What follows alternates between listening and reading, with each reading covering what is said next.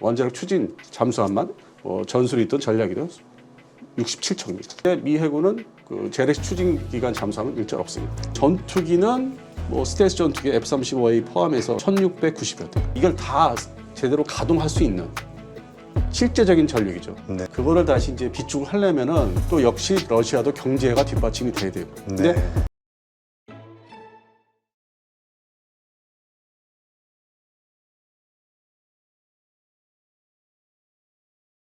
네, 오늘 모신 분은 디펜스 타임즈 안승범 편집장님이십니다. 네, 안녕하세요. 안녕하십니까. 요즘 얼마 전에 제가 탑건이라는 영화를 봤는데요. 네. 톰 크루즈 멋있게 나오던데 네. 그런 영화를 보면 볼수록 미국의 해군력은 정말 대단하구나 이런 생각을 하거든요. 네. 근데 요즘 화제가 되고 있는 게 중국의 해군에 비해서 너무나 열세다 이런 얘기가 나오면서 미국 해군의 군사력에 대한 그 실체 이것이 자꾸 화제가 되는 것 같아요.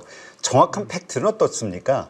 이제 일단 간단히 말씀드려서 미 해군력이 중국의 해군에 비해서 모자라거나 뒤처지는 건 아닙니다. 그래요? 실제 보도들이 이제 어느 시점에 이제 도달해서 최근 이제 한 달 얼마 안 되는 1월 달 들어와서는 제가 말씀드리는 이제 방향으로 실적이 뒤지지 않는 거다. 그 논조가 바뀌었어요. 그래요? 대부분의 뉴스가 이제 해외 이제 외신을 받아서 번역해서 약간 가미하고 사진 좀 첨가해서 나오다 보니까 그냥 단순하게 보도하는 경우가 많아요. 그러니까 어떤 쇼킹 이렇게 한다 그런 개념으로. 근데 실제로 이제 우리 군사 이 분야에 이거를 이제 연구하는 사람들 입장에서는 아직은 아닌데 이게 2030년대 넘어가서 이제 미국이 아무것도 안 하고 손 놓고 있을 경우에는 2030년대 넘어가면은 중국이 앞서는 거는 맞는데 네. 지금은 또 그렇지가 않고 더욱이 미 해군이 그 전력을 건함 배를 이제 함정을 만들지 않고 노는 게 아니거든요. 그러니까 자기들 원래 계획대로 차근차근 계속 만들어요. 그건 정권에 상관없이, 정부에 상관없이 먼저 정부든 새로 이제 출범한 정부든 그건 이제 기존 계획대로 쭉 가고 있습니다. 그들 역시 장기 획득 계획이라든지 함정에 대한 그다음에 이제 중단기 짧게 하는 것도 있고. 그래서 그런 부분에서 이렇게 가만히 들여다보면은 왜 이렇게 이제 과장되게 보도를 할까? 근데 그게 미국의 그 국방 예산을 이제 제시하고 다음 해 거를 받을 그 시점, 그러니까 늦여름에서 가을, 요때 이제 집중적으로 기사가 나와요. 그리고 자꾸 이렇게 불리하다 해야만 또 이 미국의 그 국방 예산을 더 타낼 수 있고, 그다음에 예를 들어서 미공군보다 해군 쪽이 더 받아낼 수 있고 한 푼이라도 더 그렇게 해서 이제 위기를 조성하는 건데. 실제로 이렇게 들여다보면은 미국의 해군력이라는 게 태평양 방향, 그다음에 대서양 방향, 그러니까 말 그대로 러시아하고 중국을 다 견제하는 해군력을 충분히 갖고 있는데 이것을 이제 좀 소소한 문제들이 있어요. 근데 그거를 이제 일종의 침소봉대. 그러니까 특정 사업이 있는데 함정 건조 사업이 있는데 그게 원활하게 되지가 않으니까 그걸 가지고 이제 집중적으로 얘기를 하면 되는데 그게 이제 대표적으로 이제 미 해군에 차기 이제 호위함이 있습니다. 네. 컨스텔레이션급이라고. 근데 그것이 좀 문제가 되긴 했어요. 그래서 또 뒤에서 말씀드리겠지만은 그거 가지고 마치 이렇게 확대 해석을 하고 그런 측면에서 저는 한편으로 좀 답답하기도 하고 왜 저렇게 언론이란 게 그 해외 언론도 이렇게 들어오는 게 항상 저런 식인가. 좀 자세히 들여다보고 시간을 가지고 이렇게 데이터를 이렇게 나열을 해주고 독자들한테 알려주면은 그렇게까지 위기 조성은 아닐 텐데. 그래서 그런 측면이 강합니다. 그리고 이제 말씀대로 미 해군의 그 군사력이라 하면 이제 외형적인 걸 들여다보면은 일단 제일 기본적으로 얘기하는 게 이제 병력 숫자를 이제 미 해군 이제 그 해상 수중 근무하는 이제 병력을 얘기할 때는 이제 그 승조원. 네. 이제 그렇게 이제 말이 좀 바뀌는데 일반 병력이라고 안 그러고 그 미 해군의 병력 숫자가 일단 그 2024년 기준으로 해서 34만 2,938명입니다. 와, 엄청나네요. 해군 병력이. 근데 이제 이게 숫자로 또 가면은 중국이 더 많을 수도 있고 이제 그런 건 이제 비교가 되는데 역시 미 해군과 공군의 어떤 그 전력이라는 게 전투기나 함정 가지고 이제 이걸 임무를 수행하는 거기 때문에 거기에 이제 들어가는 이제 병력은 이제 그렇게 좀 자동화된 것도 있기 때문에 그렇게 크게 보지는 않고 있습니다. 그러면 이제 전체 그 함정 그 숫자를 보면은 전체적으로 지원함까지 포함해서 작은 고속정까지 포함해서 516척을 보유하고 있어요. 미국이요? 예, 미 해군이. 그래서 516척을 갖고 있는데 여기서 이제 핵심 전력만 말씀드리면은 자주 그래야 이렇게 지원함 빼고요, 지원정이나 그 전 세계를 이제 견제하는 수중 전력. 소위 그 탄도탄, 네. 어디서 숨어서 쏠 수 있는, 지구를 멸망시킬 수 있다는 원자력 추진 탄도탄 잠수함이 SSBA라고 하는데 이게 14척. 14척. 네, 이게 이제 이름으로 이제 클래스, 소위 등급으로 얘기하면 이제 오하이어급이라고 14척이 있는데 이것도 사실 뭐 노화는 진행되고 있는데 중간중간에 이제 개보수를 하면서 유지하고 이제 버티고 있기 때문에 당장 뭐 문제되는 건 아닌데 그래서 이제 차기 그 원자력 추진 탄도탄 잠수함 또 따로 이제 개발을 하고 있어요. 뭐 컬럼비아급이라고. 근데 그거는 이제 2030년대부터 이제 등장할 거니까 차기고 현재는 14척. 그리고 이제 순항 미사일만 전문적으로 이제 발사할 수 있는 SSGN. 네. 이거는 이제 사이즈가 오해역급이라는 SSBN을 이제 좀 임무를 좀 전환시켜서 그 순항 미사일 전문 잠수함으로 4척. 이게 아주 핵심적인 거고. 네. 그다음에 이제 일반적으로 얘기할 때 공격 원자력 추진 잠수함. 그게 이제 최신 그 버전이 이제 버지니아급이 22척. 그리고 이제 기존에 뭐 예전에 좀 만들었던 그 씨 울프급이 3척. 그리고 이제 더 전에 예전에 이제 만들었던 그 로스앤젤레스급이 24척.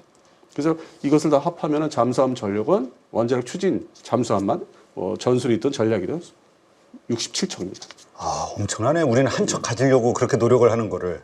뭐 제한을 걸고 있죠. 우리가 혼자 만들려면 할 수 있는데, 그다음에 기술 어디서 좀 핵심 기술은 뭐 프랑스 같은 데 받아올 수 있는데, 그걸 이제 감시 통제를 받고 있기 때문에 일종의 뭐 승인을 받아야 되는 상황이죠.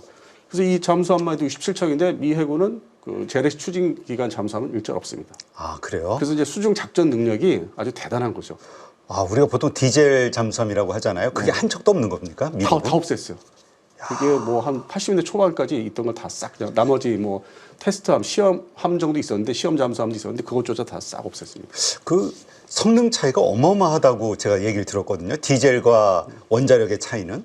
일단 뭐 원자력 추진기간이니까 수중에서 이렇게 숨어서 있을 수 있는 시간이 뭐 비교가 안 되면 무한정이죠. 그 사실상. 그리고 이 공격을 이제 받을 경우에 적의 어떤 구축함, 대장 구축함이 공격할 때 빨리 그 작전 지역을 벗어날 수 있는 속도 유지, 신속함. 이제 그런 면에서 이제 이 원자력 잠수함이 이제 대두가 되고 있는 거죠. 우리나라에서도.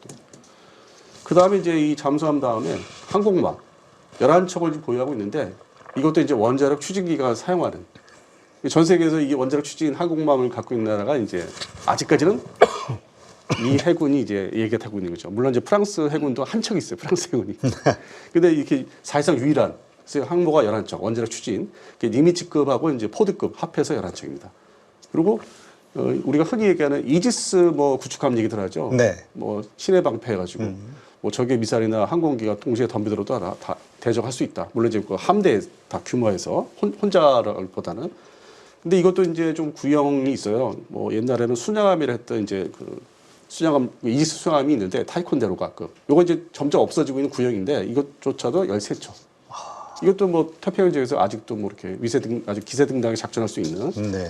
그리고 이제 대표적으로 미 해군이 이 다른 나라, 뭐 러시아나 중국과 달리 모든 무기 체계를 그 종류, 버전을 딱 한 군데 집중해요.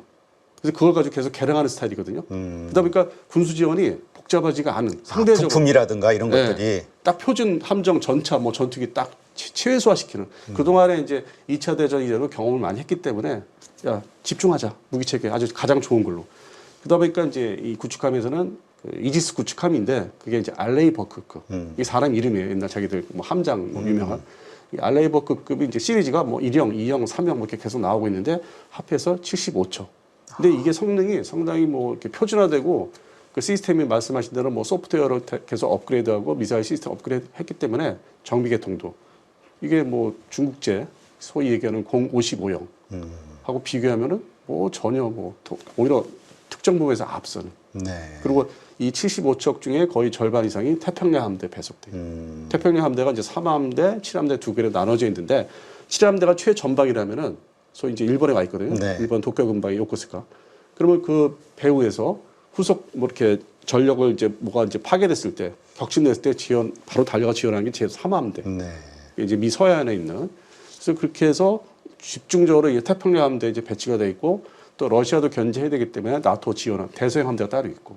근데 지금 상황 봐서는 이제 만약에 중국하고 붙었다면은 이 대서양 함대가 또 지원할 수 있기 때문에 그래서 최근에 이제 트럼프가 집권을 이제 시작하기 전부터 파나마 운하를 이거 다시 운영권을 확보해야 되겠다. 이제 그게 한편으로는 군사적인 그게 있는 거예요. 2차 대전 때부터 그게 상당히 중요했거든요. 대서양 함대가 이렇게 돌아올 수 있게끔. 그 시간을 단축하려면 파나마 운하가 지금 평상시에는 경제적인 거지만은 군사적으로 이제 유사시에는 그런 측면이 있기 때문에 대서양 함대 불러야 되기 때문에.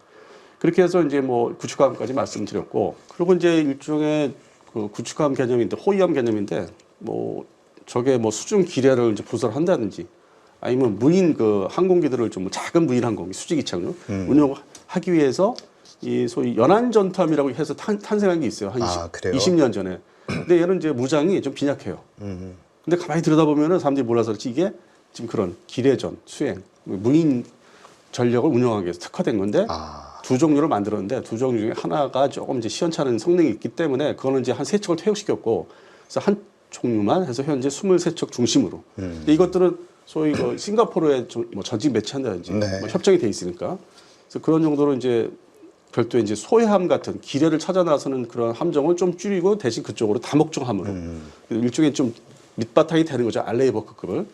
그리고 이제 또 항공모함으로 돌아다 보면은 원자력 추진기관의 그 항공모함 니미츠급이나 포드급은 현재 한 척인데 이거를 또 보조해야 되는 경항공모함 개념. 네. 근데 경항공모함인데 실제 이름은 상륙모함. 적지는 이제 들어가는 상륙모함인데 비행가포는 똑같이 뭐 거의 비슷한 사이즈로 있는데 이게 이제 캐터펄트라는 게 없어요. 사출기라는 게. 없다 보니까 전투기가 이제 수직 이착하는 F-35B 최신식 스텔스 전투기. 그러니까 이게 사실상 2차 대전 때 말하면 경항모예요. 그 화력이나 이제 그 규모가. 네. 그래서 그것을 이제 다 합해서 두 종류인데 9척. 그러니까 이런 부분에서는 중국이 똑같은 전력이 없는 거예요. 똑같은 전력. 그 배척수만 앞서지 네. 그 수준이나 이게 완전히 다르군요. 그러니까 시스템 자체가 앞서 말씀드린 대로 원자력 추진 항공모함 현재는 없고 두 번째는 이제 이런 경항모, 그것도 수직 이착 전투기를 운영할 수 있는 경항모는 없어요. 그냥 헬기만 운영해요, 중국군은. 그래요. 그러니까 이게 면밀히 자세히 보면은 상당히 미국이 그동안 경험, 전쟁 경험과 특히 2차 대전 때, 태평양 전쟁 때 그 노하우를 다 갖다 집중하고 또 개선하고 그다음에 이 함정 종류를 단일화시키고 집중해서 그 군수 지원 때문에 유리하게. 그래서 이렇게 해서 이 만들어 놓은 거기 때문에 근데 이것도 이제 운영하다 보면은 이제 노후 함정이 하나씩 이제 나오니까 대체를 해야 되는데 그게 이제 좀 과장된 것도 있고 그리고 현재 작년부터 이게 위기, 미 해군이 위기다. 근데 이러한 위기 조성은 예산 문제기도 하고 신형 함정을 또 빨리 승인받아서 건조하려다 보니까 위기 조성하는데 그 옛날에 80년대 초반 미국의 레이건 행정부 때 네. 똑같은 방법을 얘기했었어요. 똑같은 방법. 그러니까 저희는 이제 그 흘러온 역사를 이제 아니까 그러니까 젊은 분들은 이제 뭐 뒤져보기 전에 모르는데 저희는 그냥 딱 뉴스 보면 그거 옛날에 이거 똑같은 복사판이네. 그때 이제 소련을 대상으로 그때 했었고. 소비에트 연방. 지금은 이제 중국 해군인데 똑같은 반복을 이제 그것도 공화당 정부 그때 정부죠. 지금도 그렇고 그 딱 분위기 조성하고. 근데 그 전에는 이제 민주당 정부. 그 당시 네. 카터. 카터도 이제 이거 위기다 얘기를 했는데 그거를 이제 공화당 정부에서 딱 잡고서 이제 부풀려서 야 큰일 났어 망한다. 저 소비에트 그 해군한테 다 잡혀먹게 생겼다. 지금도 그걸. 그러니까 역사가 이런 것도 또 그러니까 가져다가 다시 쓰는 그 방식도. 그래서 이런 걸 보면 그거 아닌데 왜 이렇게 과장되게 이 언론사라는 게 아주 바쁘다 보니까 기자분들이 바쁘다 보니까 그냥 하루살이로 빨리 해치워서 입력하고 빨리 발표해. 내일 또 일이 있어. 뭐 이런 이제 분위기, 배경이 너무 이제 크게 작용하다 보니까 일반 독자들이 볼 때는 그냥 그것만 보고 이제 믿게 되는 경우도 있고 이제는 또 안 믿잖아요. 유튜브로 넘어오잖아요. 그렇죠. 그게 스스로들 그렇게 만든 거예요. 기존 기성 언론들이 잘못한 게 나타나는 거예요. 그러니까 지금 중국과 미국의 실제 해군력은 엄청난 차이, 압도적으로 미국이 이길 수 있다. 그래서 이제 뭐 어제 뭐 이번 주 기준으로 보면 이제 다른 언론사에서 얘기하는 게 이제 말 한마디가 이제 어떤 수거 개념으로 나오는 게 질적으로는 미국이 아직 뒤지는 건 아니다. 질적으로. 네, 그렇게 이제 드디어 뭐 이제 자백하듯이 얘기가 나와 문장이. 근데 그거는 조금 이제 뭐 생각 있는 기자가 쓴 거로 봐야 되죠. 그것도 뭐 영어권에서 그게 다시 오니까 한글로. 그러다 보니까 야 뭐 그거 이렇게 산발적으로 얘기를 해. 한 번에 딱 털어서 얘기를 보도해주면 다들 이해를 할 텐데. 그리고 아까 말씀하신 대로 숫자상으로는 이제 뭐 엄청난 것 같죠. 이 중국 해군이. 그러게요. 이 미국은 295척, 뭐 중국은 현재 370척 이러니까 야 80척이나 더 많아? 뭐 이런 생각이 되니까. 근데 이제 하이급 전력 있죠. 소위 이제 방공 미사일을 쏠 수 있는 그 뭐 중국 해군 같은 경우 이제 55형이라는데 그게 뭐 10,000톤 넘어가는데 이것을 이제 말씀드린 대로 이제 미 해군의 알레이버크급이 이제 대적을 해야 되는 거예요. 딱 대만 양안 사태가 나면 이제 그것만 서로 이제 주력들이 나올 테니까. 그럼 말씀하신 대로 나머지 이게 하이급 그 함정들이 있어요. 네. 뭐 5,000톤대, 6,000톤대 아니면 3,000톤대. 화력도 약하고 미사일도 몇 개 많지 않은 거 수직 발사형 미사일.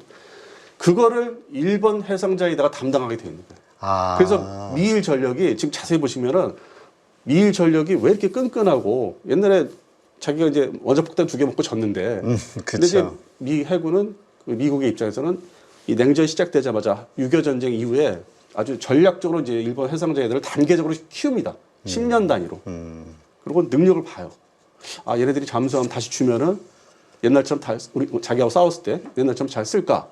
두 번째 60년대에 가서는 뭐 미사일 그 수직 전투기를 격추할 수 있는 미사일 발사기 그 함정을 주면은 제대로 운영할까? 뭐 보수 유지라든지. 그래서 50년대 후반, 60년대, 70년대 단계적으로 하나씩 줘요 능력을. 그리고 이제 90년대 가서는 아 얘들이 좀 숙련도가 스킬이 좋으니까 더 키우자 해서 이지스함까지 이제 레이더를 판매하고 함정 자체는 우리나라처럼 건조해라 울산에서 건조하듯이 그렇게 해서 키운 해군력이 이제 이게 미일.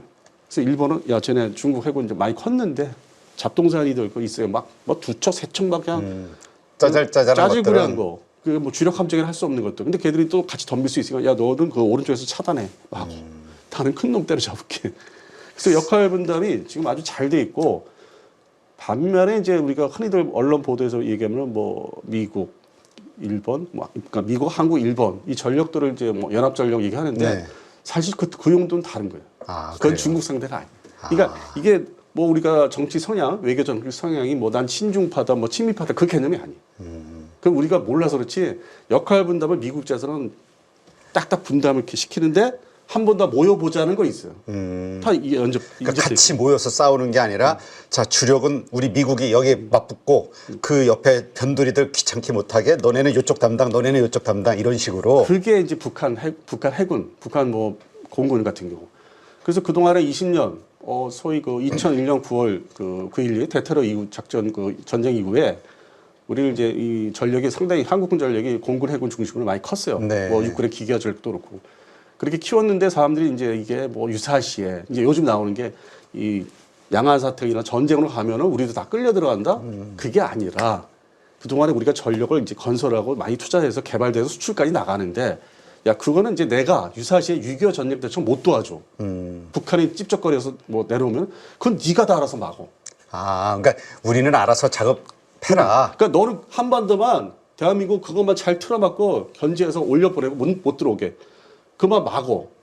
나는 여기 중국 상대로 양안 그 전쟁이 나면은 일본 해상자위들 항공자위들 데리고 얘네들 이렇게 지금 분리해서 때려야 돼. 다 작살내야 돼. 뭐 이런 개념. 너네까지 그러니까 우리 한국까지 여기 와서 같이 싸울 이유가 없다. 너네는 그냥 한반도만 잘 맡아라. 그러니까 역할 분담을 좀 확실하게 이제 주는 거죠. 아, 그렇군요. 그러면 이제 주한미군은 뭐냐? 주한미군이 유사시에 뭐 또 이 중국 전쟁에 다 투입될 것이다. 그건 아니에요.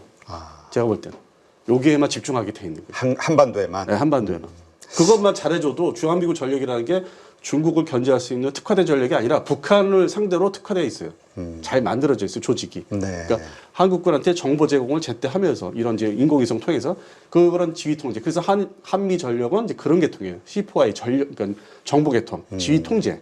그래서 여기는 이제 주한미군하고 한국군이 철저하게 북한군을 견제하는 동안에 미국과 일본은 이제 여기를 이제 처리하겠다, 막겠다.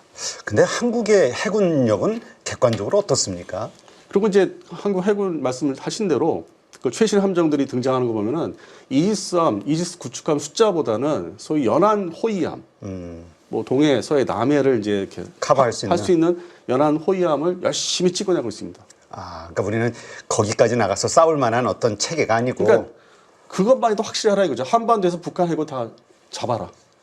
근데 이제 일반인들은 좀 무기 체계에 관심 있는 일반인들은 또 오해를 하는 게 아니 유사시 우리가 끌려 들어가면은 저 호위함, 뭐 인천급, 대구급, 충남급 가지고 중국 해군 상대가 안 될 텐데. 사이즈가. 최근에 이제 뭐 그게 저게 일종의 언론 대세예요. 네. 근데 가만히 생각해 보면은 미국 입장에서는 네가 하는 것도 똑바로 제대로 하고 내가 저쪽 해야 되니까 못 도와주니까 북한 해군 요 정도 가지고 요 정도 사이즈나 요 정도 미사일이 심어져 있는 수직 발사기 이거 갖고 북한 충분히 되잖아. 압도하잖아.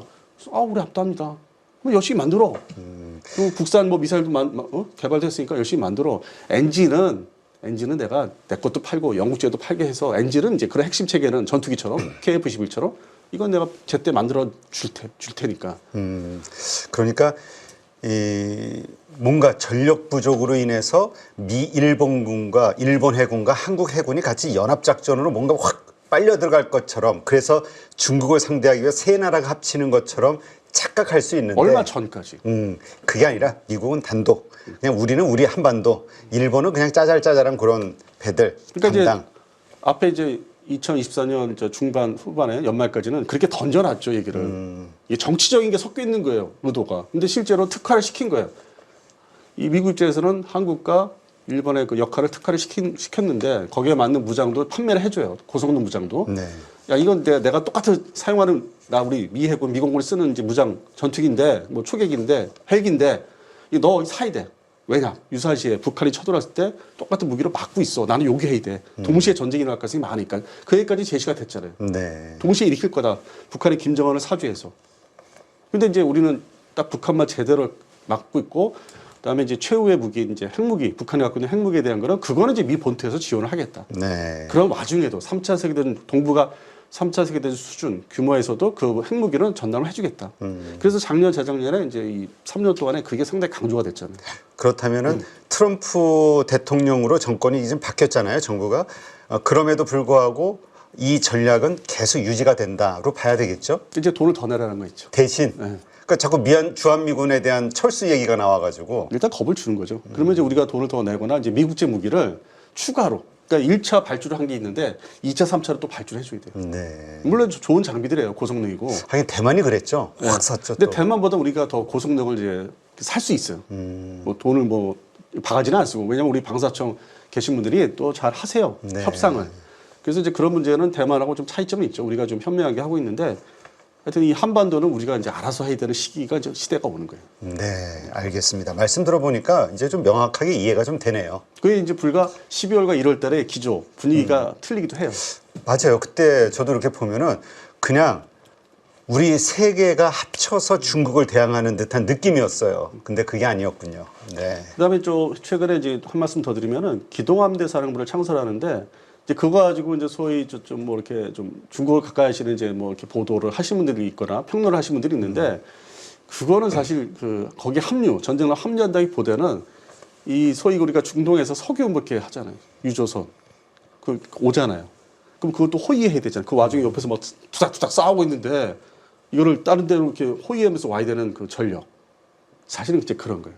우리가 독자적으로 우리가 수입선 그 함선들 소위 일반 상선들에 멀리 가서 데리고 와야 되는 그 전력으로 이제 그러한 사령과 그러한 전력이지 그게 뭐 우리가 일반 언론 세계는 미국과 함께 참전을 하기 위해서 첫 번째 목적이 그건 아닙니다. 알겠습니다. 좀 더 분명하게 이 역학관계가 이해가 좀 되네요. 네. 요즘 그 한국에서 자꾸 기대감이 커지고 있는 게 이제 KF-21 이런 어떤 항공 쪽만이 아니라 이제 조선과 관련해서도 미국에 상당한 우리가 지원 파트를 좀 맡게 되면서 이쪽 조선과 관련해서 크게 뭔가 될 것 같은 분위기. 그래서 그 미국의 번스톨리프슨 수정법 이거 뭐 미국 내에 있는 기업만 군함을 만들 수 있다. 요게 바뀔 수 있다라는 기대감들이 자꾸 생기더라고요. 이게 좀 바뀐다기보다는 그러니까 단시간에 봤을 때 바뀐다기보다는 이제 좀 이렇게 변경해서 좀 이렇게 편법으로 좋은 편법으로 해서 이제 바뀌는 거를 이제 지금 예상할 수 있는데 오래됐어요. 2차 대전 이래로 이제 미국은 해군력을 이제 더 개편하고 이제 건설하기 위해서 오래전부터 이제 이렇게 국내에서만 이제 만든 함정 그리고 이제 뭐 수출은 했는데 뭐 해군 함정의 수출에 대해서는 그렇게 신경 쓴 나라는 아니에요. 오히려 항공 분야죠. 네. 그러니까 미국이라 하면은 제가 생각할 때는 일반 군사 분야에서 항공기 수출에 아주 신경 많이 썼고 50년대 후반부터 냉전이 네. 본격화되면서 그다음에 이제 일반 그 지금의 컴퓨터 세상이 되기 전에는 영화 산업 뭐 그런 네. 쪽에 문화 쪽에 그래서 이제 미국의 문화가 70년대 이제 특화돼 있는 게 그런 일반 분야 군사 분야가 그리고 이제 이 상선뿐만 아니라 이제 함정을 이제 말씀하셨는데 그 법도 있고 최근에 뭐 MRO 얘기 많이 나오잖아요. 아, MRO. 네. 네, 그 이제 소위 정비 보수 유지잖아요. 소위 이제 정비와 공군 전투기 같은. 근데 이것은 이제 뭐 하나오션이 먼저 하나 받았다. 근데 그게 이제 뭐 거제도 조선수로 데려오는데 가지고 오는데 막 거의 옆에 막 썩어가지고 해수 때문에. 그걸 보면은 저게 과연 이게 작동이 될까. 근데 그 내부는 그런 건 아니고 이제 다 털고 뭐 이렇게 말 그대로 자동차 정비하듯이 하는 거니까. 근데 이건 완전히 뭐 다 이렇게 분해해서 전투기처럼 분해할 수 있는 것보다는 중요한 부분 다 들어가서 다 바꿔치고 이제 다 넣고서. 그래서 그런 거를 이제 하나오션이 시작했고 이제 HD 현대도 이제 이어서 하겠다고 네. 하는데 미국 입장에서는 그 관련 이제 부서 그리고 관청 계획 부서에서는 테스트를 해보는 거예요. 야, 이렇게 그동안에 이 한국과 대한민국과 일본이 그 조선 산업이 대단하고 중국을 견제할 수 있는 실력으로 보는데 상선 분야에서. 근데 이 군사 분야도 가능하겠느냐? 그러면 이제 그 단계를 처음부터 전투함을 이렇게 테스트해볼 수는 없고 뭐 보안 문제도 있기 때문에 자기들 시큐리티. 네. 자, 그러면 제일 좋은 게 지원함, 군수 지원함, 그다음에 뭐 급유함들, 탄약 지원선 함들 이거부터 한번 맡겨보자. 제대로 해내는지 우리한테 주는지. 그래서 이제 우리한테 맡겨진 거고 이게 더 나가서는 뭐 우리한테 발주할 것이다 그건 아니에요. 말씀대로 발주가 아니라 하게 되면은 그 역시 그 지원함 정도 하게 되면은 미 본토에서 해야 돼요. 그러니까 우리가 미국에 회사를 만들어야 돼요. 인수를 하든 직접 건설을 네. 하든 감독 관리를 미국 본토에서 받아야 되는 거예요. 네. 자기들 눈 안에 다 들어와 있어야 돼요. 그게 뭐 어떤 미국의 물론 그것도 있겠죠. 그 사람들 이렇게 써야 되는 고용해야 되는 고용에 대한 고용 창출도 뭐 노리겠지만은 그것보다는 첫 번째는 자기들 눈앞에서 다 봐야 되는 거예요. 그래서 최근 이제 기사가 또 자세히 보면은 미국 본토에 이제 말씀하신 대로 합병하고 뭐 산다. 그걸 이제 발빠르게 하나오션이 또 시작을 했고 그다음에 HD 현대도 이제 이어서 그렇게 해서 조만간 그런 지원함 쪽으로는 그 수주를 받을 것 같아요. 그러니까 미국 내에서 내에서. 밖이 아니라. 그러니까 뭐 이쪽에 거제나 울산에서 하는 게 아니라. 그러니까 그렇다면은 미국 내에 그 수리할 수 있는 그 규모 거기에 맞게끔만 매출이 발생이 될 수 있는 거잖아요. 예. 근데 뭐 이제 자동차 쪽이 많이 그랬잖아요 지금 최근에 막 복잡하잖아요 자동차 지금. 그러니까 한국에서도 막 그래서 중소건설 해가지고 좀 도크가 부족하다 해가지고 여기서도 하고 이런 생각들을 하는데 이건 아니다. 이렇게 이해를 해야 되겠고. 그 말씀대로 법 그대로 미국 내에서 해야 되니까 우리가 가서 해야 되고. 이게 바뀌진 않을 것이다. 예. 그 뭐 또 다른 사례가 뭐냐면은 한 3, 4년 전에 이제 미 해군이 중국이 저렇게 해군이 막 급성장하니까 야, 일본 해상자위대한테 이제 아까 말씀드린 대로 자주구레한 뭐 5천 톤, 3천 톤, 4천 톤 이걸 대적하라고 이제 특화시켜서 많이 이렇게 키웠는데 그래도 만약에 그걸 빠져나오는데 이 잔챙이들 빠져나와서 또 우리 그 뭐 하와이까지 들어오면 그걸 때려잡을 또 함정이 그러니까 신속하게 가서 대적할 수 있는 그 클래스 같은 등급 거대한 함정보다는 적당한 뭐 6천 톤, 7천 톤짜리 호위함이 필요하다. 네. 그래서 이거를 만들어야 되는데 미국 내 이제 그 회사들 함정 건조사들을 이렇게 다 이렇게 얘기를 해보니까 말 그대로 바쁜 거예요. 항공모함 해야 되죠. 원자력 취재 항공모함. 그다음에 원자력 취재 뭐 잠수함도 해야 되고. 그러니까 실제 그 미국의 시스템이 붕괴됐다기보다는 너무 일감이 많고서 이게 다 소화를 못하고 제때 내놓지 못하는 거예요. 그러니까 우리가 지금 여러 언론을 통해서 받은 느낌은 미국의 조선소들이 되게 비효율적이고 되게 낡았고 우리보다는 일본이나 우리보다는 그렇죠. 우리보다는 그렇다. 노조 그다음에 뭐 다 쉬어야 되고 뭐 이렇게 다 있지 않았습니까? 네네. 미국이 더 생산성이 떨어진다. 네, 생산성이 떨어지는 거죠. 못하는 게 아니라 그러다 보니까 이 중국 해군이 급성장하는데 이거를 신속하게 대응하기에는 너무 시간 타이밍이 안 맞는다. 이거를 어디 좀 신속하게 비슷한 나라가 어디냐? 그게 이제 대한민국, 일본. 이 중국의 어떤 그런 유형을 그대로 쫓아서 이렇게 할 수 있는. 네. 그렇게 해서 하는데 이제 군수 지원함인데 이렇게 지원함 쪽으로 이제 특화되고 있는데 전투함도 지금 말씀드린 그게 이제 컨스텔레이션급이라는 게 있어요. 새로운 신형 그 호위함인데 7,000톤대인데 이게 이 로우급으로 이제 미국에서 분류되는데 이게 이제 유사시에 중국 해군에 또 이렇게 나머지들 다 경멸하려면 이것도 이제 만들어서 배치해야 되는데 20척, 20척이 이제 필요한데 그래서 뭐 의회에서 승인 다 났어요. 만들어라. 매년 이렇게 예산 줄 테니까. 대신 이 회사 미국 내 회사가 되겠느냐 안 된다 그래가지고 이제 이게 해외 나토 동맹국 중에 찾은 거예요. 네. 그 이태리 회사가 이제 선정이 됐어요. 아, 그래요. 이태리 회사가 전례 없이 이태리의 핀칸티에라는 유명한 회사. 그러니까 우리나라하고도 이제 예전에 뭐 항공모함 이태리 기술을 받아서 한다고 할 때 이제 우리나라도 오고 했던 회사인데 그 핀칸티에리가 선정이 되고 설계를 그 이태리 설계를 해서 가져왔어요 미국에. 네. 그러니까 미국 내로 가져왔어요. 아, 역시 미국에서 제조해야 되는 거군요. 건조를. 네. 설계도 자체를 아예 가져와서 여기서 뭐 해야 된다. 니네가 뭐 오든 와서. 그렇게 해서 이제 거기까지 승인이 다 났는데 이게 또 이제 전례 없이 뭐 나토의 그 남부 나토의 이태리의 그 함정 그 시스템이나 이제 이런 걸 다 서로 조율을 해서 하다 보니까 이게 잘 안착이 안 됐어요. 그래서 결국에는 이제 이게 일번함, 네임십이라는 일번함이 뭐 사실상 2030년도 가야 된다. 나올 거 말까. 늦게 나오는군요. 근데 중국은 이제 그런 종류의 함정들이 마구잡이로 막 나오는데 큰일 났다. 이제 그게 이제 밖으로 얘기가 이제 언론에 이제 타면서 미 해군 망했다, 뭐 큰일 났다. 그게 이제 대표적인 사례가 컨스텔레이션. 아, 그러니까 미 해군의 주전 멤버들이 문제가 일으키는 게 아니라 배를 만들어 배치하는 건 예정대로 하고 있어요. 근데 그 밑에 좀 이렇게 로우급. 그러니까 좀 그러니까 아까 말씀하신 대로 좀 연안급 해가지고 좀 작은 함정들. 예. 이 로봇이. 미국에서는 이제 작은 함정 있죠. 7,000톤대. 그렇지. 우리 이지스급인데 그래도 이제 그거를 빨리 배치해서 이 태평양, 이 태평양에 빨리 갖다 전지 배치해야 된다. 지금 기존에는 말씀하신 연안 전투함이 너무 화력이 약하니까 얘는 그냥 뭐 길의 특수전함이나 무인함, 그 모함을 쓰고 빨리 얘를 갖다 붙이면은 싱가포르에도 배치하고 그다음에 대마 주변에도 뭐 상시 아무래도 배가 조금 더 이렇게 가벼우면은 7,000톤대지만은 작전 효율, 그러니까 나갈 수 있는 날짜가 많고. 그래서 그것이 이제 대두가 되다 보니까 이제 뭐 중국 해군한테 밀린다, 뭐 망했다. 그렇게 해서 이 얘기가 나왔던 거군요. 네, 그 이제 배경이 그러니까 배경. 네. 근데 배경 설명 없이 막 이렇게 앞에 결론만 얘기하면은 망했네 이렇게 되는 거죠. 그러니까 우리 미국의 조선소가 되게 진짜 비효율적이고 조선 산업이 폭망한 줄 알았다는 네, 그런 느낌이었는데 알겠습니다. 이번엔 그 미국 항공 군사력도 한번 좀 점검해 볼까요? 예, 예.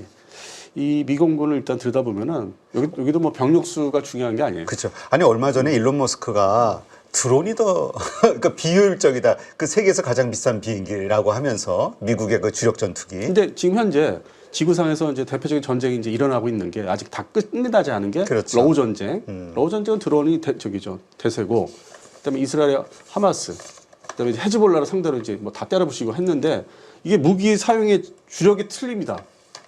근데 이제 한반도는 그걸 다 가지고 있어야 되는데 결론 말씀드리면, 근데 앞에서 이제 러우 전쟁에서 보면은 진짜 막 평야, 뭐 사막만큼의 평야, 넓은 지대, 20대도 없는. 네. 그리고 전차나 장갑차 가면은 뭐 튀고 가서 때리고 아니면 대전차 미사일로 때리고 저기로 이제 직각으로 때린다든지 위에서 때린다든지. 그러다 보니까 이제 그 작은 이제 탄약 개념의 이제 자폭 드론이 이제 많이 활용이 됐는데, 그러면 이제 이 전쟁이라는 게 전략적인 측면과 전술적인 측면을 보면은 전술적인 측면에서는 이제 우크라이나군이 이기는 것 같죠. 네. 그 영상을 계속 보니까. 근데 특화된 영상만 딱 클립을 뽑아서 뭐 계속 자기들 이제 홍보, 좋게 얘기해서 홍보고 이제 저기죠. 뭐 이게 전쟁의 프로파간다 뭐 이런 식으로 쓰는 거죠. 근데 그건 대세가 아니에요. 그럼 결과적으로 전략적으로 보면은 그러면 러시아가 이제 러시아한테 뺏긴 땅을 지금 다시 회복을 했냐 이거죠. 아니잖아요. 네. 그러니까 전략적인 측면에서는 그 러시아 공군력 그게 끊임없이 이제 막 폭격을 한다든지, 그다음에 생산량이 떨어져도 계속 뭐 미사일, 지대지 탄도탄 계속 쓰고 있고 화력을. 네. 그리고 이제 희생이 뭐 많다고 하지만 2차 대전식으로 그냥 다 때려놓고 뭐 북한군까지. 그래서 결국에는 변경이 없는 거잖아요. 네. 그러니까 이게 소대 전투, 작은. 그래서 최근에 이제 미국에서 기사 나온 게 이렇게 뒤져보니까 역시 드론은 10km, 이 10km 정도에서 소대 규모 전투에서는 효과적이지만은 네. 그 이상 저 넘어 있는 적을 멀리 가는. 그걸 제대로 화력도 제대로 해서 완전 붕괴시키고 그 어마어마한 화력으로 하려면 역시 전투기, 미사일이 필요하더라고요. 다 갖고 있어야 되는 거니까 드론도 보내고 그다음에 장거리 드론도 있죠. 근데 화력이 뭐 유전지대 아니고서는 아파트나 이런 건물에서는 파괴력이 좀 제한되잖아요. 그래서 골고루 다 가지고 있어야 되는 대세. 현재 그런 전쟁에 대한 거는 전략 전술을 따져봐야 되고 규모를. 네. 그래서 일론 머스크가 이번에 언급했던 그 F-35 이게 이제 최강의 비행기로 우리가 알고 있는데 하여튼 이러한 것들을 바탕으로 미국의 공군력은 어쨌든 중국하고 대비해서도 최강이라고 봐야 되는 거죠. 아직까지 최강이죠. 왜냐면 스텔스 전투기가 중국 공군보다는 숫자상으로도 많고, 그리고 일찍 시작했고, 그래서 그것에 대한 노하우가 많이 들어갔고, 그래서 이제 간단히 살펴보면은 이제 일단 병력 수로 따져보면은 거의 50만, 거의 48만으로 집계가 됩니다. 24년도 기준으로. 물론 이제 군무원은 뺀 숫자입니다. 그런 이제 일반 그 민간 군무원들은. 그리고 전체 군용기가 이제 5,300여 대. 뭐 수송기, 뭐 전자전기, 뭐 헬기, 공군의 보역은 헬기 다 합해서 훈련기 포함해서. 그러면 이제 여기서 관심들이 있는 게 이제 폭격기인데, 폭격기가 스텔스 폭격기가 현재로서는 이제 20대 B1B, B2A. 그다음에 B1B가 이제 뭐 45대. 요거는 이제 핵 폭탄보다는 이제 전술 이제 폭탄 이제 탑재할 수 있는. 그리고 이제 옛날 그 구형 B52H가 75대. 네. 이 정도만 해도 뭐 전 세계적에서 뭐 아주 유례가 없는. 엄청나군요. 이게 줄인 건데도. 그다음에 이제 전투기는 뭐 스텔스 전투기 F-35A 포함해서 랩터 F-22 포함해서 1,690여 대. 이게 이렇게 갖고 있는 나라가 없죠. 이거 근데 미국은 특징이 그냥 갖고 있는 숫자, 보유 숫자로 얘기하는 게 아니라 이걸 다 제대로 가동할 수 있는 실제적인 전력이죠. 네. 근데 러시아는 평가되기를 옛날 이제 탈냉전 그때부터 90년대부터 많이 없앴는데도 가동이 안 되고 정비를 필요하는 아. 그거를 이제 합해한 숫자를 이제 자기들이 안 망했다. 뭐 우리 전력 아직도 살아있다는 식으로 이렇게 공개를 하죠. 뭐 영국의 전략 연구소에다가 이제 준다든지 좀 부풀린 거. 그냥 가지고 있는 것만. 근데 미국은 실제 다 동원할 수 있는 거. 전 지구상으로. 그러니까 실제적인 허수가 있는 거죠. 러시아 전력 허수가 있는 거고 미국은 실제 전력이고. 야, 그러니 그런 엄청난 것들을 또 운용하면서 조종사들의 훈련을 또 해야 되고 얼마나 또 훈련 기간이 기냐에 따라서 숙련도가 다르니까 수준이 이런 거 보면 확실히 경제가 받침이 돼야지만 군사력은 네, 결국 돈이죠. 아, 결국 돈이네요. 네, 월급도 줘야 되고. 아, 근데 네. 요즘 그 나온 뉴스 보니까 며칠 전에 나온 게 F-35 스텔스의 설계 정보를 중국이 스파이로 뭐 빼돌렸다. 그래서 우리 우방국들 F-35를 기반으로 하는 여기에 좀 뭔가 문제가 생기는 거 아니냐라는 기사들이 좀 나왔네요. 그 시기가 그 미국과 중국, 우리나라도 포함해서 서로 먹고 살자. 그 수출 경제 제한 없이. 이제 중국을 이제 자기 표현으로 이제 90년대 끌어들였다 생각해서 2000년대 초반부터 미국이 이제 뭐 이렇게 경계심을 풀었던 시기가 있어요. 네. 근데 그때 막 F-35 스텔스 전투기를 이제 개발을 시작할 때가 2001년 말부터였어요. 아. 그 본격으로 이제 시작한 게 2003년, 4년이고. 그러니까 그때는 인터넷 그 당시 기억을 하실지 모르겠지만 20년 전에 인터넷이라는 게 공개된 정보, 미국의 이런 전투기 정보된 게 어디 가나 쉽게 다운로드 받을 수 있고. 아. 그다음에 좀 더 접근이 제한돼도 뭔가 이 좀 하면은 더 이렇게 노력하면 더 들어갈 수 있는 시절이 있었어요.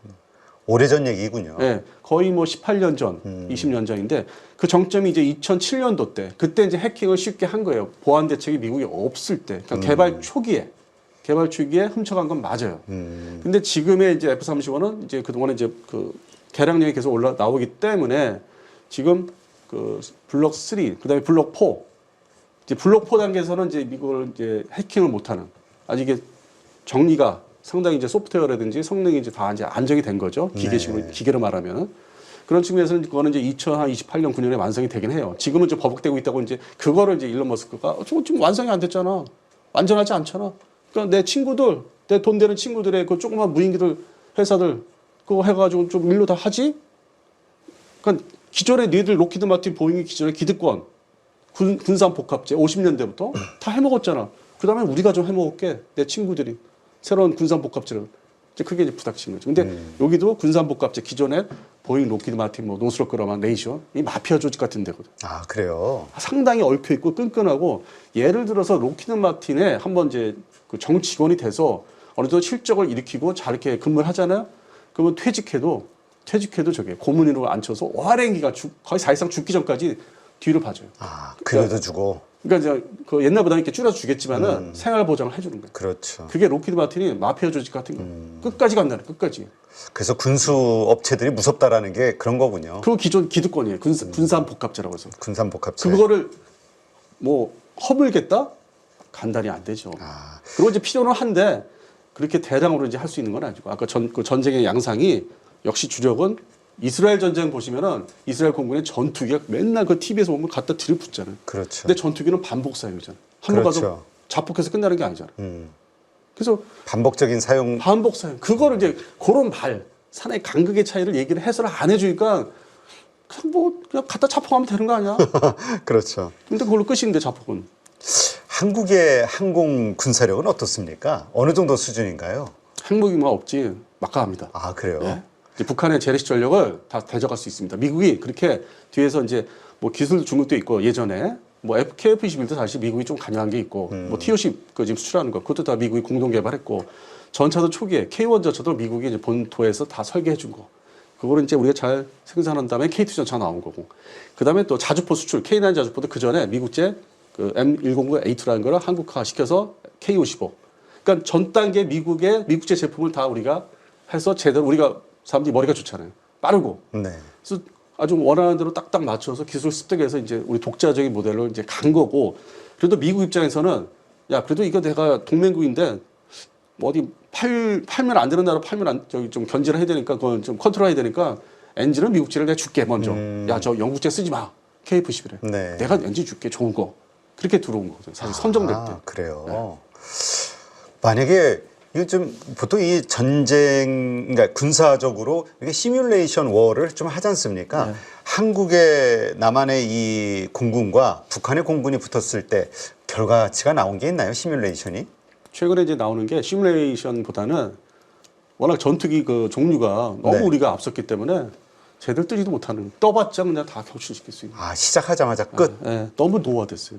그러니까 김정은이가 이제 파병을 이제 소위 자기들 돈 받고 하면서 전투기 좀 하는데, 지금 전쟁을 하고 있는 러시아가 자기 쓰는 걸 어떻게 빼줘요? 그래서 자기도 지금 부족한데. 그것도 그 주전력, 뭐 수호의 설계국에 뭐 프랭크 시리즈를 줄 수는 없거든. 네.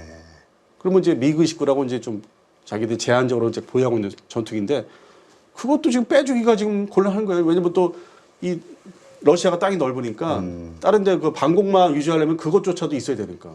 그래서 생각보다 간단치가 않고, 그래도 형식적으로 이제 북한의 김정은이가 더 추가 파병을 하면은 어떤 제스처 차원에서 뭐 몇 대를 줄 수 있는, 뭐 20대를 뭐 빼준다든지, 마지못해 뭐 미그 19 시리즈. 그 정도지, 그게 뭐 대규모로 전투기를 줄 수 있는 상황이 아니에요. 근데 그 정도를 받았다 해도 지금의 그 어떤 수준으로는 시스템이 안 돼. 결국 레이더부터 시작해서 그러니까 조기경보 통제기, 그부터 북한이 없거든. 조기경보 통제기 역할이 얼마나 중요한 겁니까? 아니, 그걸 많이들 얘기하시더라고요. 공중에 그냥 간단히 말씀드려서 공중에 떠서 야 저기 좀 내려온다. 미리 가서 숨어서 쏴라. 스텔스 어떻게 가서 숨어서 쏴라. 그게 저 조종사들 딱 그 시동 걸고 이러는 막 이륙하려고 하는 그걸 미리 다 포착을 할 수가 있다. 지상 감시는 일단 이제 우리도 이제 감시 위성 4.15 사업이라고 띄우지 않습니까? 네. 그다음에 뭐 초소형 위성도 있고, 그다음에 미국의 정보를 주는 거 있는데, 거의 준 실시간으로 이제 우리가 하려면은 자체 이제 위성, 우리 돈 들여서 만든 쏘는 거, 그거를 이제 지상에 있는 걸 포착합니다. 우리 스스로 이제는 미국의 어떤 지원 없이. 그거는 이제 시간이 걸립니다. 그러면 일단 뜨잖아요. 그러니까 그때부터 우리가 이제 다 우리도 똑같이 제대로 준비한다. 떠라. 먼저 떠 있고, 뜨면 어디로 오냐? 그게 조기경보 통제기가 공중의 항적을 이제 추적하는 거예요. 네. 어디가 숨어 있어. 오면 그냥 쏴. 그게 게임이 되겠어요. 물론 한반도 중심이 짧다고 하는데, 처음부터 우리가 그러한 그 전력 그 정비 예산을 이제 잘 투자를 하고 투입을 했기 때문에 이제는 거의 완성 단계에 와 있고, 아쉬운 게 핵무기, 핵전력. 핵전력. 요것만. 그러니까 북한이 이제 거꾸로 노린 거예요. 이게 거의 2000년대, 2009년이 정점인데, 2010년도, 20년 전 거의. 그때 당시 김정일. 야, 이게 북한 입장에서 남한 그 남조선, 소위 걔들 말하는 남한 대한민국 군대가 상당히 현대화 이렇게 돈 투자를 많이 해서 하는데, 야, 우리가 되겠냐? 우린 경제력이 사실상 뭐 없는데? 그러니까, 야, 가성비 높은 핵무기를 빨리 가속도내서 어디서 훔쳐오든 빨리 완성해라. 그래야만 이제 전쟁이 거꾸로 안 일어난다. 걔들 입장에서는. 네. 핵무기 있으면은 되레 우리가 이제 뭐 기동군단이 있는데 뭐 그런 게 뭐 미군이 갑자기 한미연합군이 어떤 핑계로 올라오지 못할 것이다. 그러니까 걔들 입장에서 그런 거예요. 네. 그래서 핵무기를 아주 엄청나게 급하게 만든 거예요. 하지만 그 핵무기는 사실상 엄포는 할 수 있지만 사용할 수 없는 무기다라고 많은 분들이 또 얘기는 하시더라고요. 근데 이제 이게 좀 위협적일까요? 이런 거는 있어요. 제가 지금 이 시간에 여기 존재를 하고 있지만은 여의도에 이 보수들 이제 중에서 학자들 한 분 특히 이제 어떤 분이 계신데 유명하신 분. 그냥 일단 수도 서울에 미친 척하고 투발하면 우리는 일단 존재를 안 해요. 일단 다 죽은 상태잖아. 그렇죠. 그리고 이제 투발을 한 상태에서 김정은이가 미국한테 뭐 더 이상 전쟁 안 할 테니까 뭐 주한미군을 빨리 빼가라든지 평택에 있는 오산에 있는. 왜냐면 평택 오산에 투발하는 게 아니기 때문에 군산이나. 그렇죠. 야 서울에 있는 뭐 너희들 관광객도 죽은 거는 뭐 정말 미안하다. 막 사죄하듯이 하고 대신 미군들은 빼가라. 이제 그런 식의 어떤 시나리오도 가능하다는 거죠. 일단 한 발 소위 이미 상황 끝이 났으니 나가사키나 히로시마 정도 수준의 뭐 20kg짜리 하나 던져놓고. 근데 지금 이렇게 하고 있지만은 얘기하고 있지만은 나는 이미 존재 안 해. 뭐 더 이상 뭐 죽은 상태 뭘 얘기하겠습니까? 그러니까 그게 나도 두려운 거예요. 일단 우발적으로 한 발이라도 사고 형식으로 났다 하는 식으로 투발을 하면은. 근데 말씀대로 처음부터 서울을 이제 뭐 그렇게 하지는 않을 거는 같고 백령도 소위 이제 범벅이로. 근데 트럼프가 자기들의 어떤 미군 희생을 뭐 막기 위해서 일단은 뭐 주일미군 쪽으로 주한미군을 뺀다든지 할 수는 있어요. 네. 네, 그런 거를 이제 북한에서 생각할 수가 있죠. 우발적인 거. 우발적인 사고를 가장한.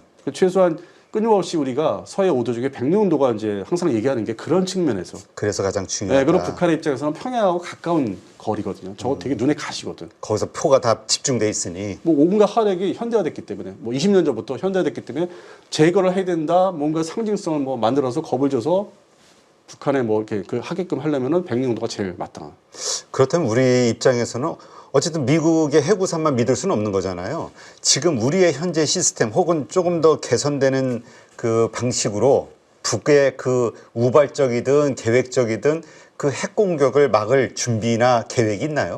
뭐 레이더 시스템이나 뭐 대탄도탄이라든지 지금 열심히들 뭐 이제 발표를 하고 있고 방위사업청 중심으로 해서 최근에는 뭐 오늘 아침에도 이제 봤는데 아 열심히 하고는 있구나 시간을 당기려고 그다음에 이스라엘 사례도 있었고 러우 전쟁도 사례가 있기 때문에 다 탄도탄 전쟁이기 때문에 그래서 그런 측면에서 노력하는데 이게 그래도 이게 좀 북한군을 이제 생각하면은 좀 더 많은 이제 그래서 더 전력이 필요한데 그게 이제 핵무기 이제 말씀하시는 건데 그거는 단계적인 접근이 이제 있을 것 같아요. 왜냐면 당장 지상 기반 북한의 지상 기반은 그 미사일이나 그 기지는 우리가 어느 정도 이제 4.25 위성이라든지 정찰 위성을 띄워서 감시를 이제 체제를 갖춰가고 있어요. 네. 뭐 그게 이제 뭐 좀 앞으로 3, 4년이 좀 기점이 이게 좀 중요한 시기인데 근데 이제 북한 해군이 이제 만들려고 하는 뭐 잠수함, 탄도탄 잠수함. 현재로서는 재래식 추진 잠수함인데 여기에다 이제 원자력 추진기만 달고 나오면은 추적이 안 돼.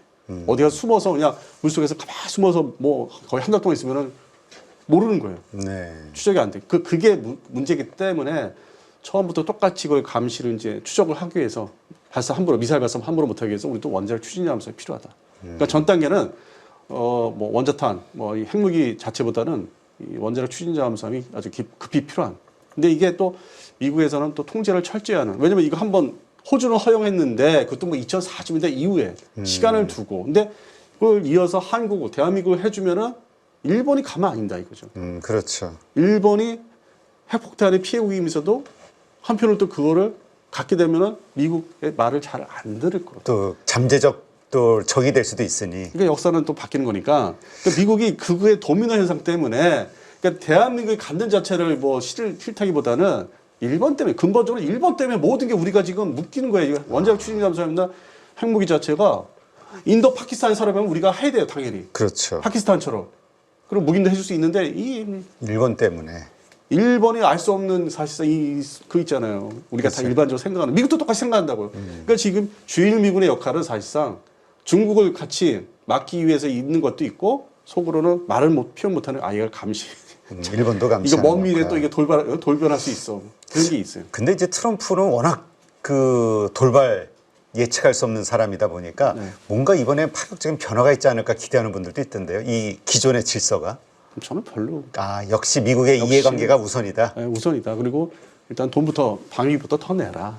그게 최우선인 것 같아요. 돈부터 더 내라. 내가 그동안 돈 쓴 게 얼마냐? 50년대부터 이 냉전 시절 시작하면서 그거 좀 다시 이렇게 페이백 돌려달라. 이제 그런 측면이 강한 것 같아요.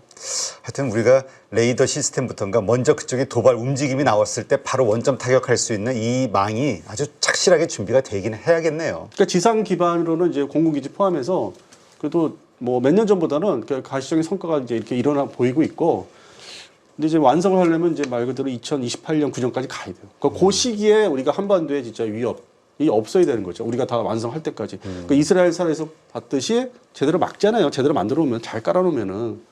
28년에 완성되는 게 뭔가요? 이 지금 말씀하신 뭐 추가 레이더 시스템, 그다음에 대탄도탄 미사일들, 뭐 LSM-2라든지 LSM-1은 이제 배치가 되고 무기 체계가. 네, 천국 뭐 3라든지 진짜 더 정밀한. 그다음에 LAMD라고 해서 이제 소위 북한이 방사포 쏘면 막는 것까지 해서 골고루. 그게 이제 좀 성과를 좀 보이고는 있어요. 현재 25년도에.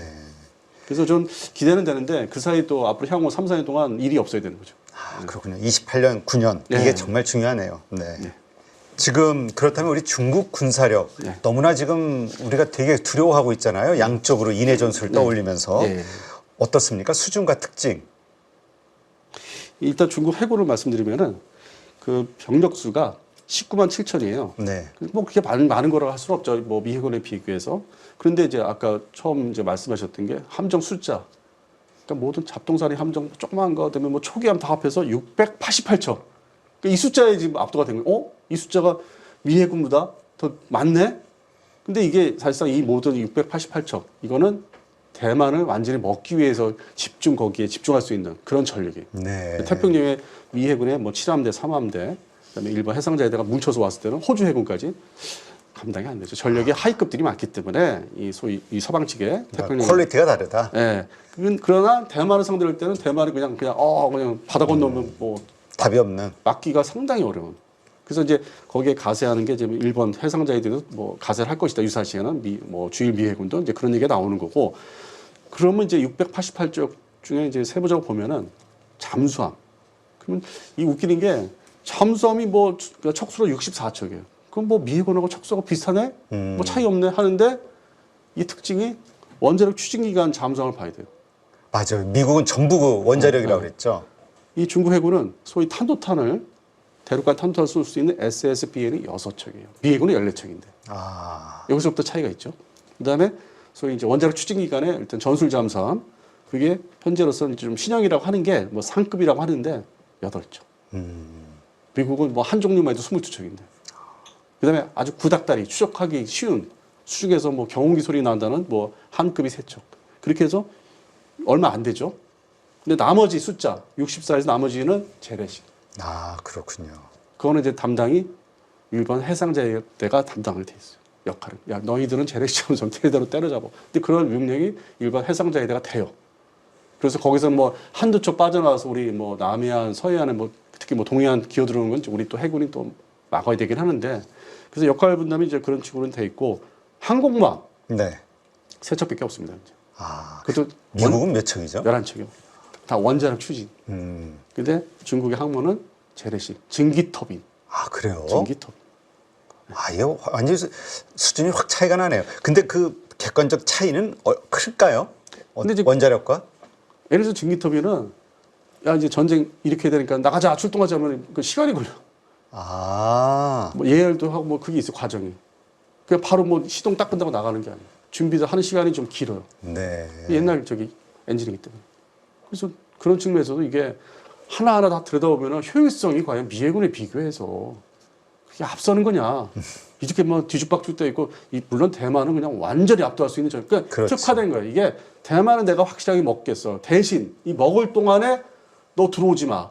그럼 내가 앞에 도련선이라 하는데 거기에다 이러한 전력들을 다 앞에 또 그 깔아놓을 테니까 들어오지 마. 대만을 개적살 때까지 이제 그런 거 개념으로 도련선을 이제 한 거죠. 그러니까 미국을 처음부터 상대로 전쟁을 하겠다는 개념이 아니라 내가 맞고서 그 마치 뭐 흉측한 그 상황이잖아요. 그렇죠. 대만은 그냥 뜰 패고 뭐 폭력배 같이 막 그동안 이제 막아놓고 야 뭘 쳐다봐 뭐 그런 거 있잖아요. 영화에서 보면. 그런 상황. 그러면 이제 뭐 미국이나 일본이 가만히 있겠어요. 그렇죠. 계기를 만들어 쳐들어가죠 이제 똑같이. 그렇다면 중국도 미국에게는 상대가 안 된다라는 아직은. 걸 인정을 하는 거죠. 아직은. 그리고 기술도 많이 훔쳤고 8, 90년대에 미국이 이제 중국을 이제 서방 측으로 끌어들이게 작업할 때 탈냉전 이제 그 이후도 마찬가지지만 90년대 야 내가 우리 미 해군의 기술을 줄 수는 없고 KF-21하고 똑같습니다. 야 우리 내 동맹인 프랑스, 뭐 영국, 뭐 이태리가 있는데 거기에 주요 해군 그 무장이나 그 뭐 레이더, 컴퓨터 시스템을 가서 사는 건 내가 모른 척할게. 가서 사. 네. 그래서 이게 중국 해군이 처음에 출발은 러시아 기술 그 기반의 뭐 레이더 시스템의 함정 스타일링 그다가 이제 바뀌었죠. 서방 측의 기술이 합쳐진 별종이 나온 거예요. 지금 중국 해군의 그 시스템이 별종이에요. 그래요. 네. 그러니까 미국은 스스로 이제 안 주고 있었는데 저쪽에서 같은 유사한 체계가 들어온 거야. 나토 체계가 좀 섞였어요. 뭐 헬기까지, 네. 해상 초계 헬기까지.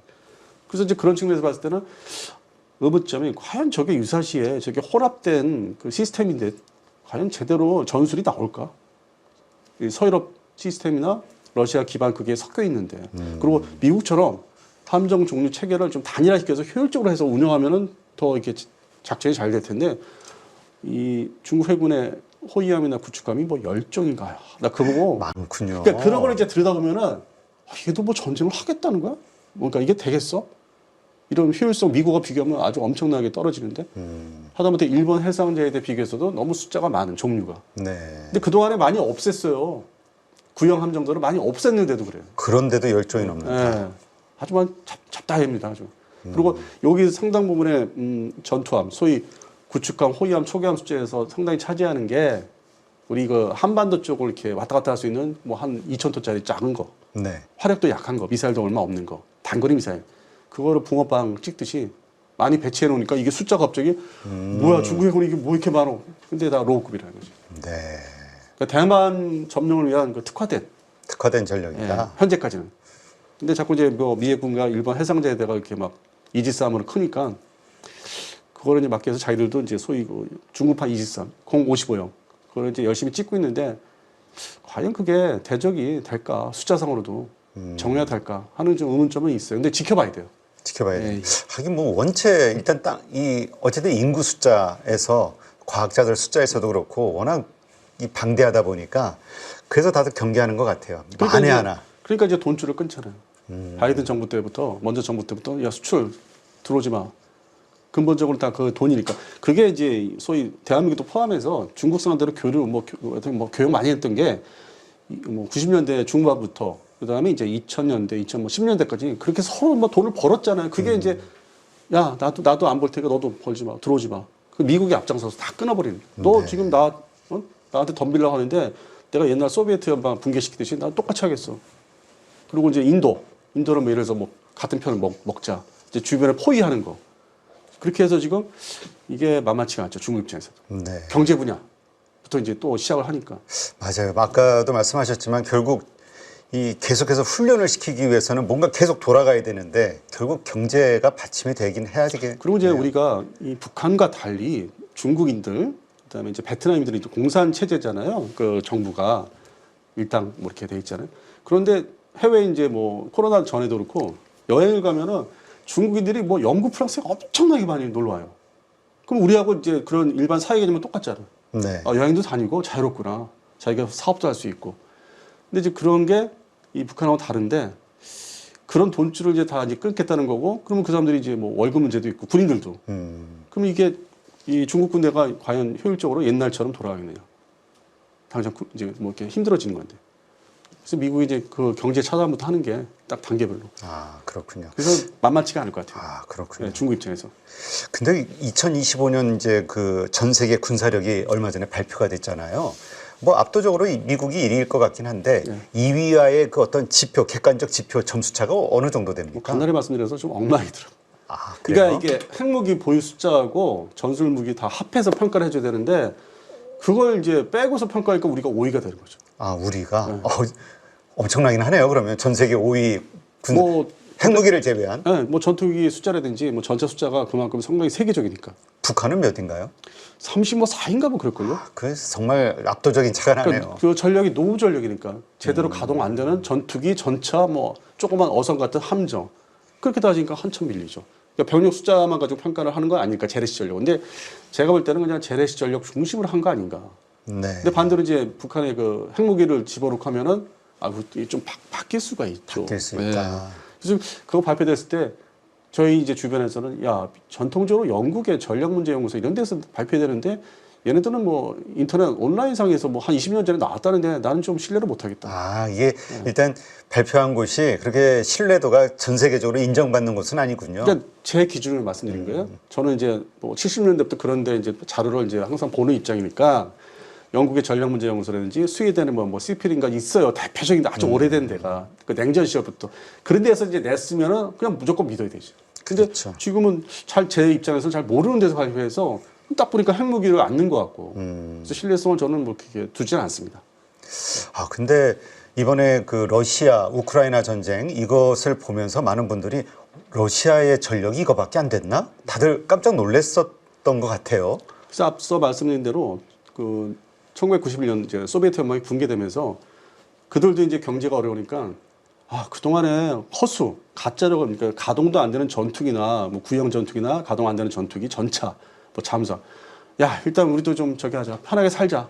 다 벗자. 버렸어요. 엄청나게 막. 그래서 그걸 또 일부러 그 당시에는 이 러시아로 바뀌면서 공개를 엄청 했어요. 92년도 기준으로 해서. 근데 그 당시 전쟁은 6.25 연방 내전이 있었는데 그걸 해서 뭐 엄청난 사진들 그때 뭐 봤던 기억이 나는데 그래서 많이 줄였어요.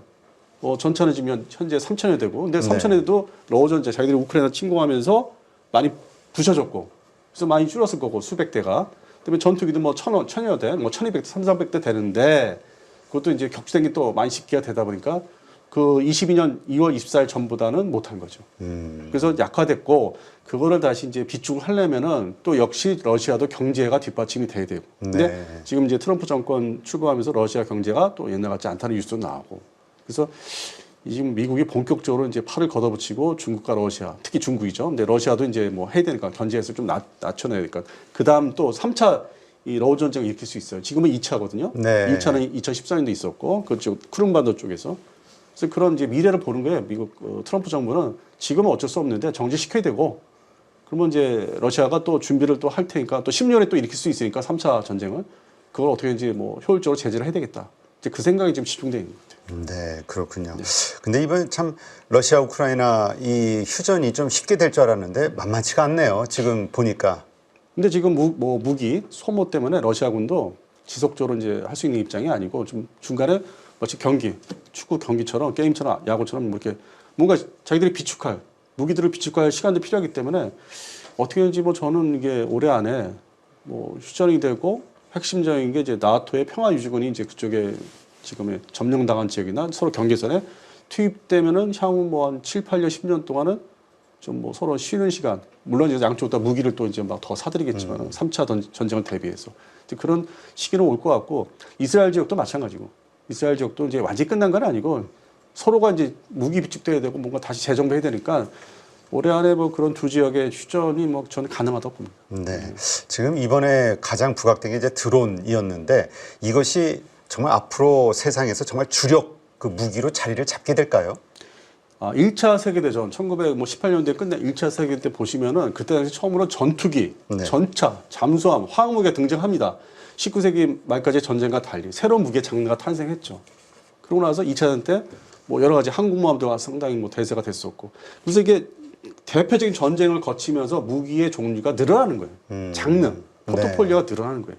그래서 그걸 추가 장만한, 그러니까 돈은 더 많이 들어가는 거예요. 앞으로 미래 전쟁 대비해서. 갈수록 이제 국부의 차이에서 나오겠네요. 군사력도. 그래서 이 한반도에서는 자세히 그 기사들 보면은 북한군도 그렇고 우리 대한민국 군도 그렇고 지금부터 이제 사업들을 우린 사업이라고 저쪽은 이제 뭐 자기들 획득이죠. 뭐 이제 시작하는. 이제. 그러니까 김정은도 뭐 몇 달 전에 이거 대량 생산해라. 자기도 발표했잖아요. 그 자기들 신문에서. 그러니까 이게 한반도에서 이제 이게 새로운 무기를 빨리 더 비축을 해야 되는 그런 시대로 접어들고 있기 때문에 또 이 재래식 전쟁에서는 앞으로 2030년대 일어날 수도 있는 이런 재래식 전쟁이 특히 드론 전쟁이 한반도에서 충분히 가능하게 됐다. 네. 더불어 이제 별도로 이제 뭐 우리 원자 무기라든지 아니면은 핵 추진, 그러니까 원자력 추진, 잠수함을 빨리 이제 확보를 하는 방향으로 가야 되고. 이번에 그 드론 작전과 관련해서 북한군이 상당한 기술을 습득해 올 것이다라는 걱정들이 있던데요. 그럼 저는 그렇게 생각합니다. 그러지 않나요? 출발점이 같다고 봐요. 우리랑 같다. 그리고 이제 우리가 먼저 그 일종의 그 UAV 큰 그 무인기 네. 정찰하고 공격할 수 있는 그 사업을 먼저 시작했는데 뭐 좀 안타깝게도 중간에 좀 이렇게 지지부진했어요. 시간 낭비했고. 근데 북한도 우리가 이제 그렇게 먼저 시작을 했기 때문에 그걸 그대로 카피 떠서 그건 실제 가동 안 되고 그러니까 뭐 비행을 하더라도 뭐 정찰 기능이 없는 거를 이제 급하게 보여줬잖아요. 네. 그래서 큰 UAV나 자폭형 드론 이제 서로 경쟁을 이제 한반도에 시작이 됐다. 그래서 2030년대를 이제 생각하면은 우리도 좀 알차게 그리고 이제 월요일날 기준으로 방위사업청에서 어떤 그 자폭들이라든지 그거를 어떻게 급히 사겠다 발표를 이제 공식 발표를 했어요. 그래요. 네. 그래서 이제 그게 들어오면은 이제 거기서 이제 기술을 받아요. 절충 교육으로 받아야만 정밀한 우리 국산 자폭 드론이 이제 나올 거예요. 지금은 뭔가 좀 믿을 수 없는. 네. 지금 급하게 나오면 좀 허접한. 그렇죠. 그래서 그런 기술은 아무래도 저쪽에 뭐 우크라이나, 러시아가 발전돼 있고 그다음에 튀르키예, 이란 그쪽은 이제 그거는 상대 기술이 앞서 있기 때문에 우리가 그걸 더 배워야 돼요. 네, 알겠습니다. 말씀 들으니까 전체적인 그 군사력의 차이, 그 다음에 무기 체계의 그 차이가 좀 명확하게 이해가 되네요. 네. 자, 오늘 디펜스 타임즈 안승범 편집장님 모시고 이런 부분을 좀 말씀 들었는데 아마 방송 보시는 분들도 보다 좀 명확하게 이 국가들 간의 어떤 그 전력 차이 명확하게 좀 이해를 하셨을 것 같아요. 오늘 좋은 인사이트 함께 해주신 안승범 편집장님 고맙습니다. 여러분 지금 계좌 안녕하십니까? 언제까지 물린 종목들 바라만 보실 거예요. 사실 투자라는 게 간단합니다. 올라갈 종목 잘 찾아서 매수할 자리, 매도할 자리만 여러분들이 명확하게 알고 있으면 주식 정말 쉬워집니다. 지금 보유 종목을 잘라야 할지 끌고 가야 될지 고민인 분들 많으시죠? 저도 7번 깡통을 차본 사람으로서 여러분들의 고민이 어떤 건지 다 알고 있습니다. 그래서 제가 여러 번 실패를 겪으면서 일어서게 해줬던 기법들에 대해서 명확하게 알려드리도록 하겠습니다. 2025년 양복 나온다라고 이야기 드렸는데 분명 좋은 장이 올 거니까 이 기회를 살리시면 좋겠습니다. 딱 8주만 집중하셔가지고 평생 써먹을 수 있는 돈 버는 기법 다 배워가실 수 있도록 만들어 드리겠습니다. 제가 쓰는 실전 기법을 총 8번의 VOD 강의와 16번의 라이브 강의로 모두 담았습니다. 직접 올라갈 종목 찾으실 수 있도록 그 방법을 제가 알려드리겠습니다. 여러분, 2025년 저와 함께 돈 벌어보시죠.